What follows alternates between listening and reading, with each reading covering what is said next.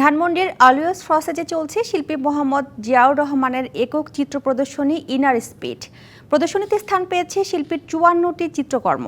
প্রাণীকুলের গতিময়তার প্রতীক ঘোড়া আর শক্তিমত্তার প্রতীক ষাঁড়। শিল্পী মোহাম্মদ জিয়াউর রহমান তার তুলির আঁচড়ে মূর্ত করেছেন এই দুই শক্তিমান প্রাণীর অবয়ব।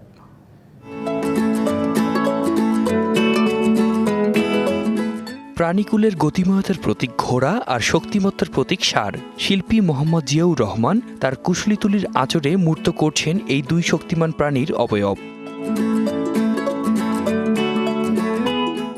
পেন্সিল, অ্যাক্রিলিক, কালি ও কলমের আঁচড়ে ফুটে উঠছে সবুজ প্রকৃতির বুকে বিরাজমান প্রাণশক্তির নানা দৃশ্যাবলী। উঠে এসেছে ষাঁড়ের লড়াই, ঘোড়দৌড় সহ সাংস্কৃতিক পরম্পরার নানা অনুষঙ্গ।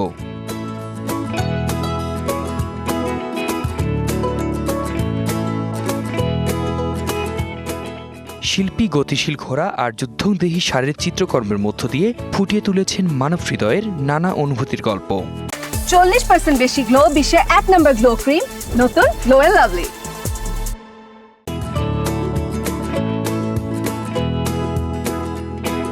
ঘোড়া ও ষাঁড়কে শিল্পকর্মের উপজীব্য করার কারণ জানান শিল্পী।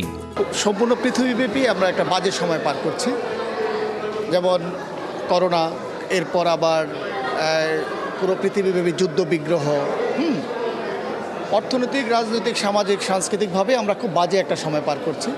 এই বাজে সময় থেকে নিজেকে উত্তরানো, নিজেকে কামব্যাক করা, ঠিক আছে, এর স্বপ্ন দেখানোটাই আমার এই এক্সিবিশনটা।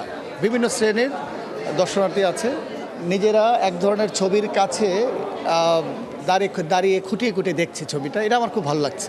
বর্ণিল এই প্রদর্শনী চলবে আগামী ৪ জুন পর্যন্ত। আতিক মিসবাহ লগ্ন, ডিবিসি নিউজ, ঢাকা।